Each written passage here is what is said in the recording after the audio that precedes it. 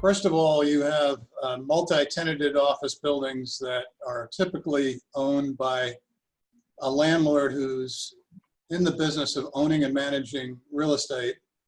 He collects rents, pays out expenses, and hopefully makes a profit between the rent he pays out, he gets in, and the expenses that he pays out. Then the other classification, that's one big category, which is landlord for-profit office buildings owned and managed by professional landlords. And then you have a user owner of an office building. That would be, let's say, an insurance company having an office building where they're the sole tenant, typically. They own and sometimes hire a third-party manager to operate the building for them. That is not a business of real estate, really. It's really the business of operating an insurance company. They happen to own the real estate. So those are the two very broad categories of ownership of office buildings, or how office buildings are owned. Now, within the ownership, you could have a private landlord like me, where I'm an individual entrepreneur. I'm privately held.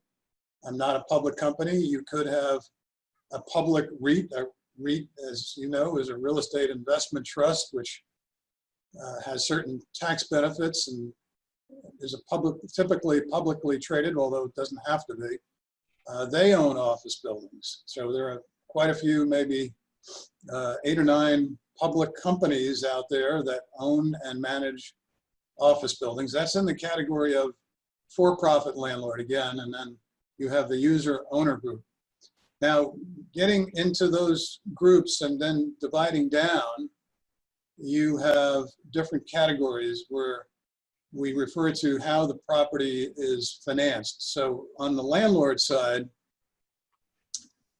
we have a category called triple net, which is a very fancy reference to an extremely long lease, typically 10 years or more, but typically even 15 or 20 years, which is leased to a single user by, again, a landlord, which may be private or public, but is an individual for-profit company that has entered into a long-term lease with a user owner, not a user owner, I'm sorry, a user who's not an owner, who is leasing under a long-term lease. And in that scenario, typically, the tenant pays all the operating expenses.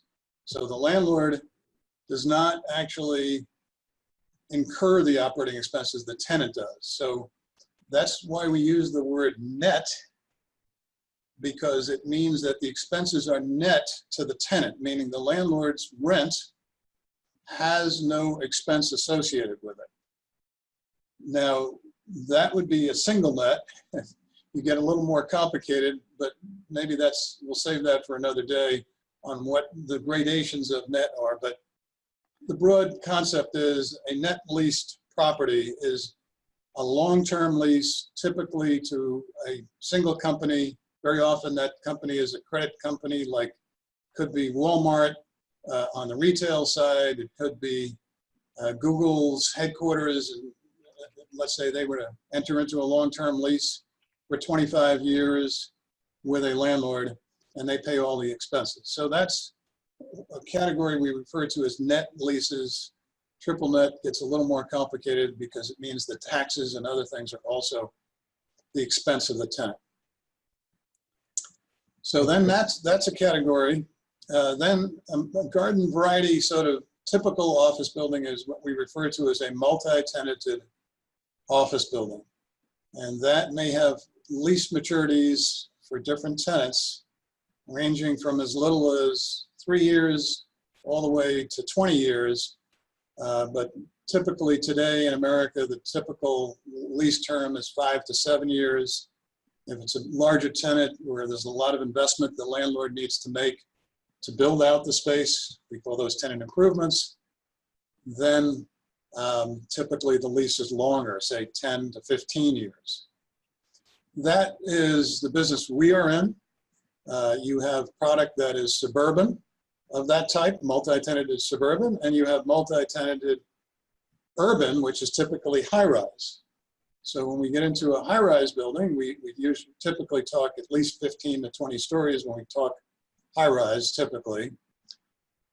You could have tenants that take a whole floor, or you could have tenants taking a portion of a floor. So a lot of our buildings have as many as 50, 75 tenants in them, with lease terms ranging from 3 to 10 and sometimes 15 years, depending on how much investment we make in the tenant.